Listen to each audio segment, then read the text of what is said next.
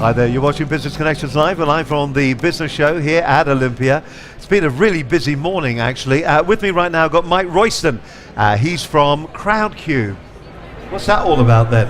CrowdCube. Ever heard of that? You've heard of that, haven't you? I have, yes, very much so. Now, we've talked a lot about funding so far through the day. We had Just Cash Flow on earlier on, and we had some of the funding organizations yesterday. Maybe you're in business at the moment and you think to yourself, you know, I'd like to either expand the business or I'd like to grow the business, but I need to get the funds from somewhere. The first thought that comes into your head is, I need to go to see my bank manager. Sometimes the banks maybe aren't the best route. I mean, they're a good route and they're getting better, I would agree, I'd probably agree, but they're maybe not the right route for your business. Am I right in saying that, Mike? Well, yeah, very much so. The banks are not really in the business of risk at the moment with the austerity measures and everything. Everyone has kind of diverged away from bank lending because, one, it's very difficult to access. They're not really lending much at the moment. And just with the rise of the internet, people are wanting to have the opportunity to push it out to a whole different area of people, you know, their customers, their connections, their friends, family, giving more people access to finance, to investment opportunities for the investor side of things. And for the entrepreneur, it's great because you can bring on new customers, new clients, as well as increasing your sales and raising the finance that you need to grow.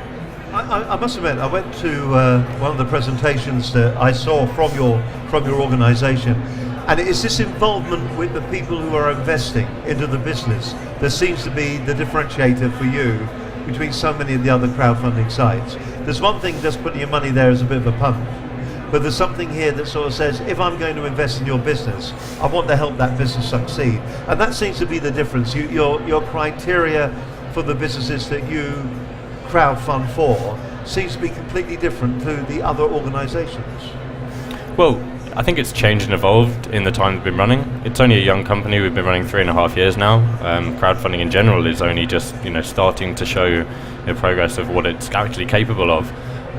So it's changed a lot, and the criteria for the businesses that we're funding is evolving. We've got a much more stringent criteria for businesses looking to list and grow.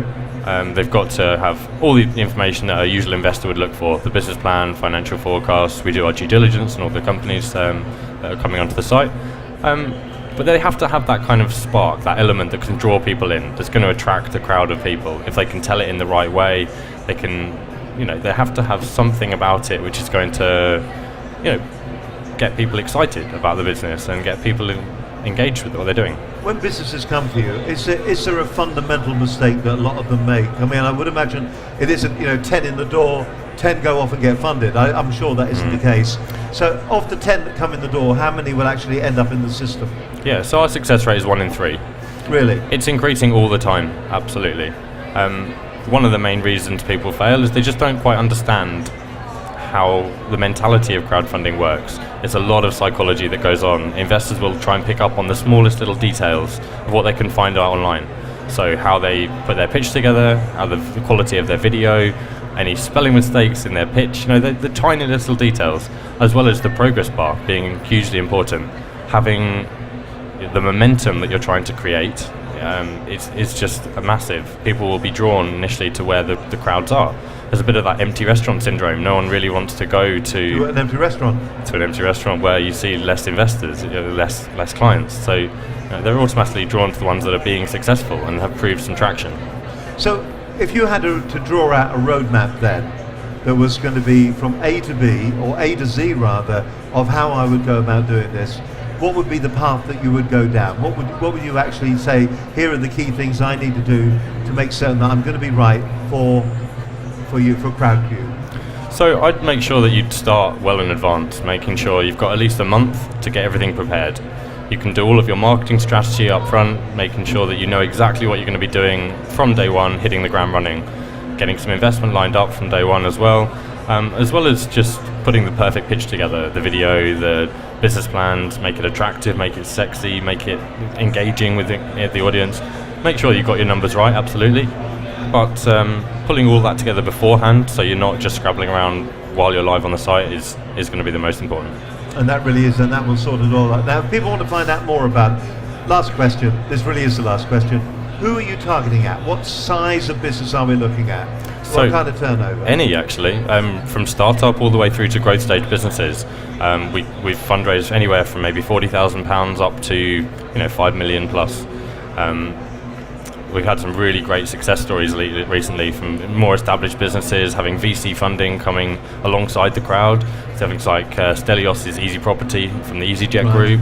We've had BitReserve, a hugely successful American entrepreneur behind that. Had Kevin MacLeod and his sustainable architecture company called Hab Housing, raising 1.9 million from the crowd of 650 investors, all the way down to tiny, small companies that just a concept and an idea on a business plan, and then they get people excited by their concept, and they're on their road, on the way. Most unusual one?